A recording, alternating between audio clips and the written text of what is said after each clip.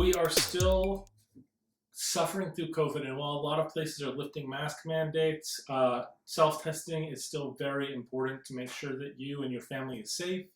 If you don't have kids that are currently in a school system that offers free testing regularly, you may feel the urge to get tested because symptoms are coming down, especially as the weather keeps shifting. You're going to deal with some colds and flus coming through, and so having one of these items to kind of test to make sure you're fine or not is a really good option. We were actually given this BinaxNOW test from Abbott over at CES. This is one they were using specifically at that event. So let's open it up. We'll go through what you get in here and how it works, and you can decide for yourself whether this is the test for you. First and foremost, the test does come with 2 items in here, but just so you understand, we already have taken one of these out because I like to make sure that I, make sure things work before I actually start. But you have your instructions, your guides, and here you have the fluid there, sterile form, and then this right here is your actual test pouch.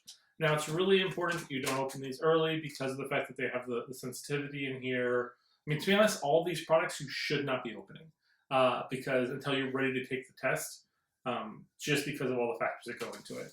Now, the instructions on how to use the test is going to be on this booklet here. They do have a lot of different languages and things in here, so you got to find the one that works for you. But it's pretty straightforward as far as tests go. So in here is going to be your pack. There should be a perforated edge right here. Yep. Now, when you're dealing with the test, you want to be as careful as possible to not touch certain parts of it. The reason being is that the applicator, the thing that you basically put the fluid into, is on the inside of this bar, and you don't want to contaminate it. So when you open this up, you're going to see inside here, you have your test strip, and over here you have where you actually put the fluid and where you put the Q-tip, and then you have an adhesive right here that you specifically are going to use to seal this thing up when you're done. So actually, it's actually really cool. They actually put the instructions on the inside as well as in here, so it's very kind of clear.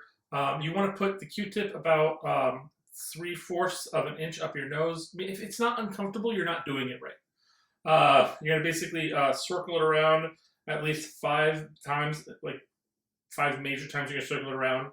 Then you are going to take this item here, pop the top off of it, and you're going to drop about 6 drops into the top hole. Not the bottom hole, but the top hole.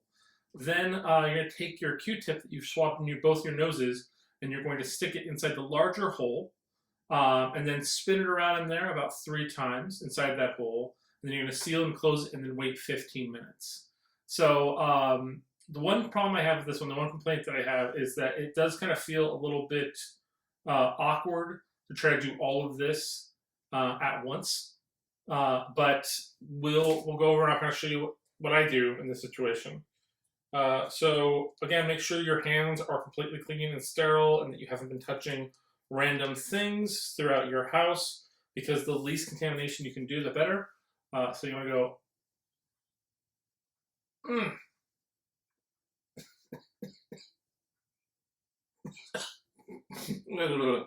I said, if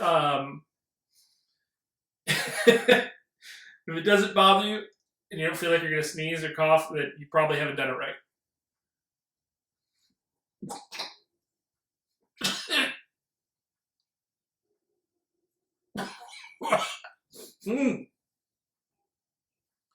Okay, now that part's done. If your eyes are watering, you did a good job.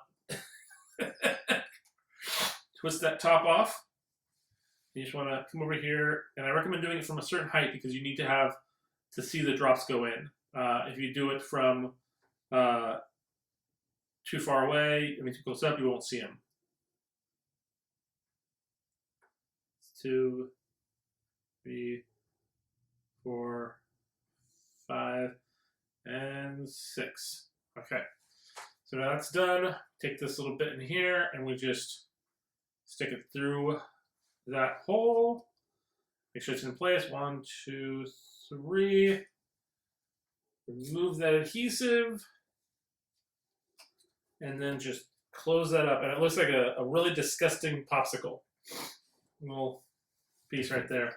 And so you want to keep this flat now for about 15 minutes. I won't bore you with how long it's going to take to make you stay here for 15 minutes, but you have a control line and you have a sample line, and you're going to basically see the control darken, the liquid's going to travel across the sample line, and if a line shows up where the sample indicator is, then you have COVID, which is not great, but you do what you can do, you find out about that. All right.